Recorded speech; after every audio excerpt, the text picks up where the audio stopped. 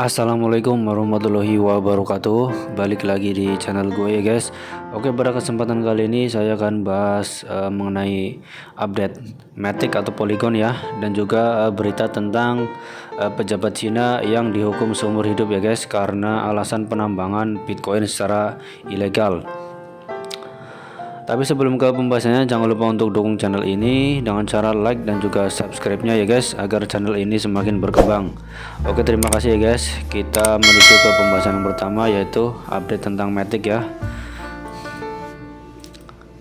Matic dari segi MA ya, MA9 nya ini masih condong ke arah bawah ya guys, dan masih bisa lanjut bearish. Tapi jika kita lihat di time frame daily-nya, Matic itu sekarang sedang mencoba retest area support paling bawah ini ya guys, di harga 0,5089. Ini adalah support yang paling penting. Jika Matic bisa menyentuh harga ini, kemungkinan ada dua opsi ya guys, akan rebound sesaat atau lanjut turun ya guys. Kita lihat close daily-nya untuk Matic nanti ya guys di jam 7. Kita lihat apakah akan close candlenya berwarna hijau ataupun merah ya guys. Jika close candle hijau itu masih ada harapan ya guys untuk bisa rebound sesaat, dan jika close candlenya itu warna merah, bisa saja lanjut turun ya guys. Kita lihat di time frame weekly-nya. Di time frame weekly-nya Matic masih bisa turun ya guys. Kalau kita lihat di time frame weekly-nya bisa sampai segini ya guys, di kisaran harga 0,3. Ini adalah support di tahun 2022 ya guys, tepatnya di bulan Juni tanggal 13 ini turun sangat signifikan untuk Matic yang terjadi tragedi Luna ya guys. Koin Terra Luna itu turun sangat drastis dan sangat mempengaruhi Bitcoin ya guys. Kita balik lagi di time frame daily-nya. Untuk indikatornya kita cek dulu ya guys.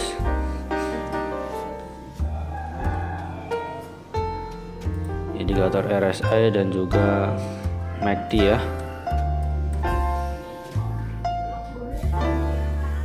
Untuk MACD-nya sudah ada ya guys. Untuk indikator RSI-nya ini sudah melewati garis paling bawah ya guys. Jadi kemungkinan untuk update Matic-nya ini bisa saja tembus di area ini ya guys, di area support ini, yaitu tadi di harga, kita cek ya guys, di harga 0,5089 ya guys. Untuk indikator MACD-nya kita cek dulu. Untuk indikator MACD-nya juga sama ya guys. Ini masih mengarah ke bawah dan masih bisa bearish ya guys. Jadi tetap hati-hati, tahan dulu guys, jangan dulu masuk di koin ini. Jika ingin tambah muatan ya guys, tunggu sebentar, tunggu satu candle atau dua candle lagi ya, untuk bisa menganalisa tentang koin ini ya guys, apakah lanjut turun ataupun bisa naik.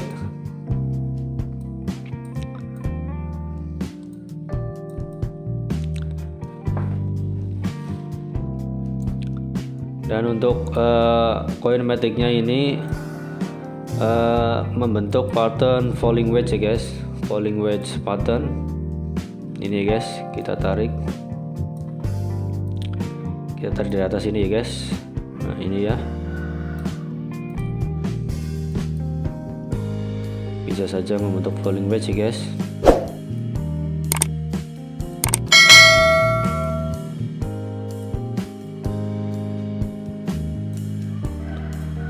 Seperti ini ya guys.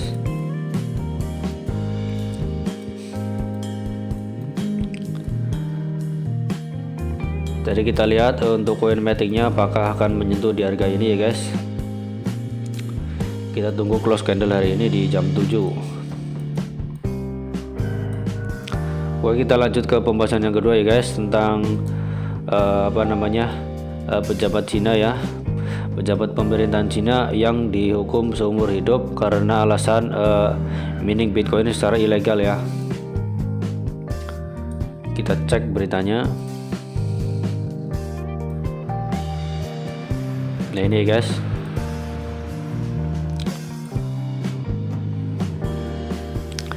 Jadi mantan pejabat dihukum karena kripto dan korupsi ya guys. Ini di Cina, di Tiongkok. Pengadilan di Tiongkok telah menjatuhkan hukuman seumur hidup kepada Yi Xiao, mantan anggota Partai Komunis Tiongkok atau PKT ya, atas tuduhan korupsi termasuk memfasilitasi operasi penambangan kripto. Xiao adalah wakil ketua Komite Konferensi Konsultatif Politik Rakyat Provinsi Jiangxi.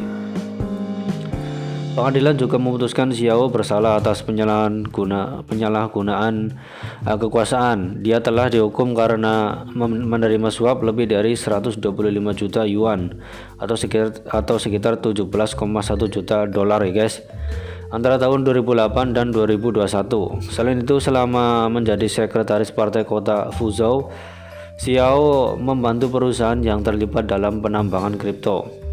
Penambangan kripto adalah kegiatan yang dilarang di Tiongkok.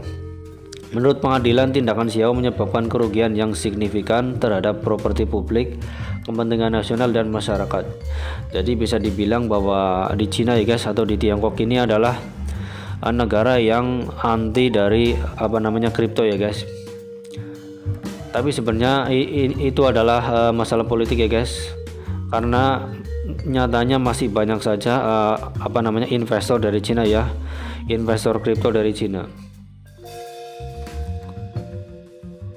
Akibat perbuatannya, Xiao dijatuhi hukuman penjara seumur hidup. Xiao juga kehilangan semua hak politik seumur hidup dan seluruh harta pribadinya disita. Jadi hukuman di Tiongkok ini sangatlah ketat ya guys.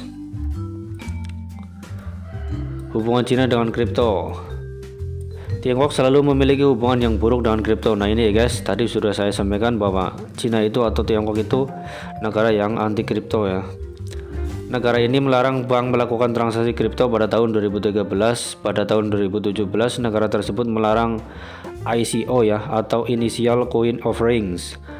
Tujuannya adalah untuk membantu yuan dan menghentikan aliran dana ke luar negeri secara ilegal. Jadi tujuannya Cina ini melarang masyarakatnya untuk anti kripto adalah untuk meningkatkan atau bisa ini ya guys, bisa yuan itu bisa dikenal kepada dunia bahwa yuan itu suatu mata uang yang cukup besar ya. Jadi itulah alasan mengapa Cina itu salah satunya seperti ini ya guys. Jadi yuan itu ingin dikenal dunia bahwa yuan itu adalah salah satu mata uang yang besar ya guys. Jadi negara Cina itu bisa saja anti kripto karena alasan ini. Pada tahun 2019 negara ini mengalihkan perhatiannya ke penambangan Bitcoin.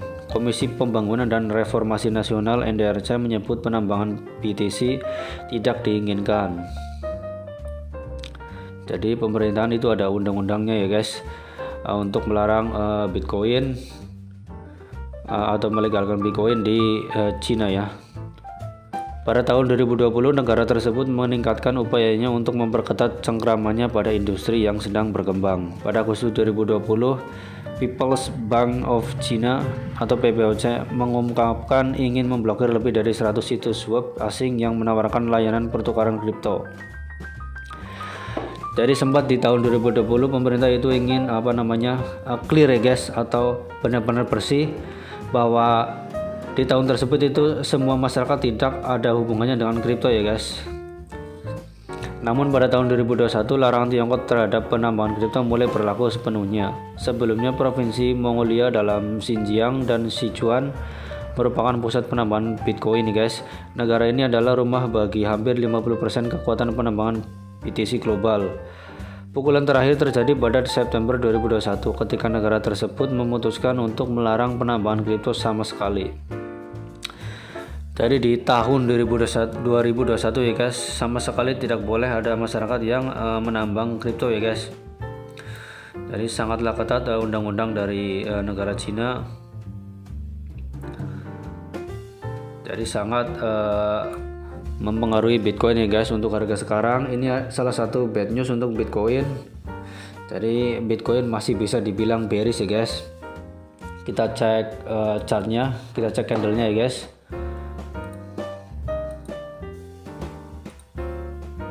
Kita cek candle dari Bitcoin. Jadi Bitcoin sempat sideways ya guys. Sempat sideways beberapa hari ya guys di harga 26.000. Itu aja ya guys, mentok. Nggak turun, nggak naik ya. Kita lihat di time frame 4 jamnya dulu ya guys, biar lebih jelas. Nah ini jadi mengalami sideways ya guys. Kita garis di area ini aja.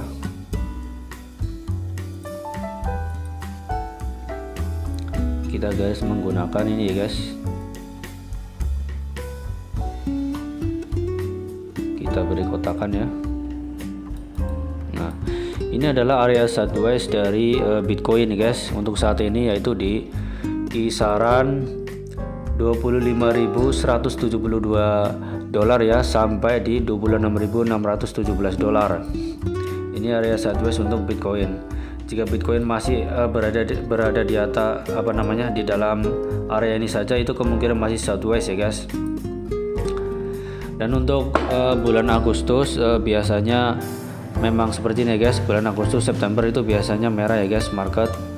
Jadi kemungkinan di bulan September pertengahan ataupun di akhir September ya guys, itu biasanya udah mulai bull run. Tapi semua itu tidak tahu ya guys, tergantung whales menggerakkannya.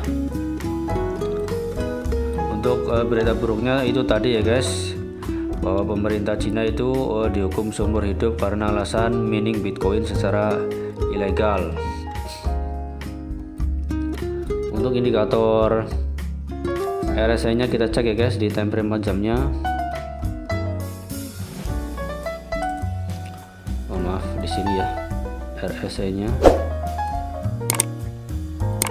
Ini guys.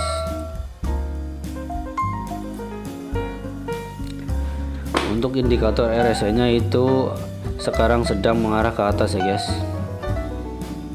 Sedang mengarah ke atas atau rebound sesaat ya guys. Bisa saja di area ini lagi ya guys, di harga 26.600an ya guys, atau di 26.500an. Untuk indikator MACD nya ini juga sama ya guys, mengarah ke atas. Tapi kita lihat ya guys di candle hijaunya ini ya, kita cek pakai ini ya guys. Jadi di indikator MACD nya itu biasanya kalau berbentuk seperti ini ya guys. Nah kayak gini ya guys, ini mau turun malah ya. Ini karena udah mau ke bawah ya guys, jadi kemungkinan mau turun lagi ya. Sama seperti sebelumnya ya guys, sama seperti sebelumnya. Ini juga sama ya, berbentuk seperti huruf N ya. Ini yang bawah seperti huruf U. Jadi cekung ya guys, kayak gini ya guys. Bentuk MACD itu seperti ini. Ini malah condong ke arah bawah. Tapi untuk di garis ini ya guys, ini condong naik. Tapi ini adalah naik sesaat. Bisa saja tadi udah saya jelasin ya guys, bisa saja naik di area ini saja ya, tidak terlalu impulsif kenaikannya. Kita cek di time frame daily-nya. Di time frame daily-nya ini juga ingin meretes area ini ya guys. Area support terdekatnya yaitu di harga 24.800an ya guys, dari harga ini. Oke, mungkin itu saja ya guys pembahasan tentang update Matic dan juga berita tentang Bitcoin ya guys. Semoga bermanfaat. Jangan lupa hati-hati dalam berinvestasi ya guys. Sampai jumpa next video. Salam cuan ya guys. Wassalamualaikum warahmatullahi wabarakatuh.